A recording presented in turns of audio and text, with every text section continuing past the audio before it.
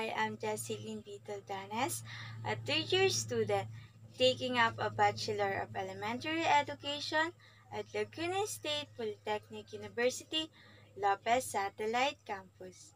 And I'm currently taking this course, LSPU 1, Personality Development and Social Responsibility.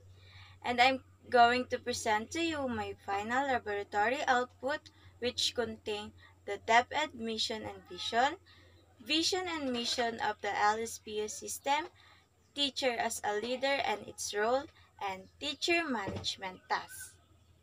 Depth admission to protect and promote the rights of every Filipino to equality, equitable culture-based, and complete basic education, where students learn in child-friendly, gender-sensitive, safe, and motivating environment. Teacher facilitate learning and constantly nurture every learner. Administrators and staff as steward of institution ensure an enabling supporting environment for effective learning to happen.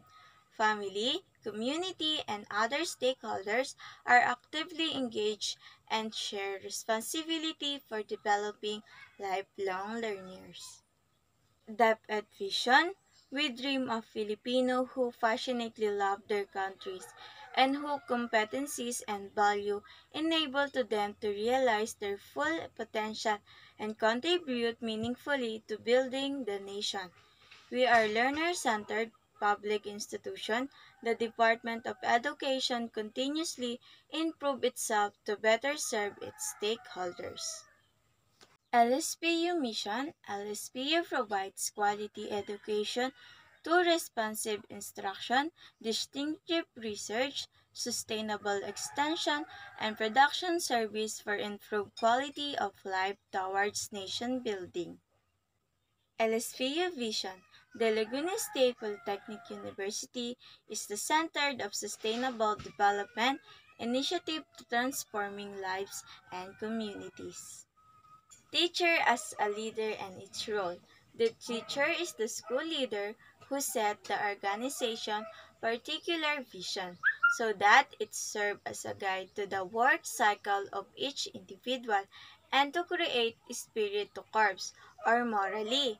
A good leader grow through the cycle of self-study, training, and experience that never ends. An effective leader, a leader must have confidence in himself to make his plan and make the right decision. And it is all necessary that he or she is confident, so that many of his subordinates listen and follow. And all of this, it is necessary that he or she has effective communication skill, which is ability to send, deliver, give, and translate. Here are the leadership principles. First, know yourself and seek self-improvement. Seeking improvement simply means to keep reinforcing your positive traits.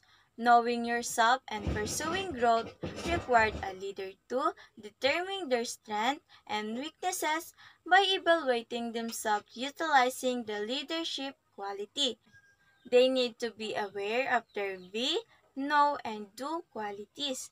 They need to work on strengthening their areas of weaknesses and maximizing their assets. Leaders should seek responsibility and take responsibility for your action. Find strategy to propel the organization to new height. Not assign responsibility, which people frequently do sooner or later when something goes wrong. Should be held liable for all of your deeds. You must take responsibility for the outcomes of your subordinates' action. Keep it in mind that you have a command responsibility. Make sound and timely decision. According to this principle, a leader should utilize effective planning, decision-making, and problem-solving technique. Make a sound judgment based on a quick assessment of the issue. Inability to make decision quickly cause followers to doubt your ability to lead. Enhance, a decline in the trust lead to an uncertain and resistant with the organization, where time and circumstances permit proper for any evidence that is fairly foreseeable. Before make judgment, it is possible seek the opinions and suggestion of subordinates. Make your decision and let your followers make the necessary plan as soon as possible. Think about how your action will affect the entire group, including the leaders and all of the other participants. Fifth, set the example. Organizational leaders must be an effective role model for the team display of desire to carry out the same action that you expect your subordinates to. Be in a good physical shape, presentable and dress accordingly. Keep possible. Be in a good physical shape, presentable and dress correctly. Keep a positive attitude. Behave in a way that prevents criticism of personal habits. Do not favor any of your subordinates. To develop leadership among your workforce, delegate responsibility and refrain for excessive oversight. Know your pupil and look out for their welfare. Leader ought to understand human nature and the significance of truly caring for your followers. Prioritize your subordinates' needs over those of others. Always be understanding and friendly. Let them sense and see that they are fully prepared to carry out any function that may be allocated to them. Protect the health and living condition of your pupil. Establish communication with their thoughts and ascertain their subordinates' mental stage. Allow enough time for leisure and necessary rest. Make sure that wage, bonuses, and other financial rewards are distributed fairly and equally. Keep your subordinates informed. A leader should, in order, boost productively and morally. Inform the subordinates of everything that is happening in the organization and provide justification for decision. When possible, explain why they are required to complete the task or mission and how they intend to do. Keep your staff informed of all applicable laws and rules affecting their pay, promotion, rights, and other non-confidential concerns. Ensure that tasks are understood, supervised, and accomplished. Allow your followers to ask questions or seek guidance at orientation or mission briefly before they start a job. Allow subordinates to implement and use their own tactics and then routinely assess their progress. Encourage subordinates to clarify anything in your instruction or directive that they do not understand. Train as a team. The key to successful operation is collaboration. The smallest component, the organization, down to the full order, values teamwork. Teamwork is the two-way street with the team spirit is presented, and most difficult understanding become much easier to accomplish. Individual team members provide their best, and in return the team gives the subordinates stability, appreciation, and sense of success. Teamwork established components should be emphasized while you instruct your group.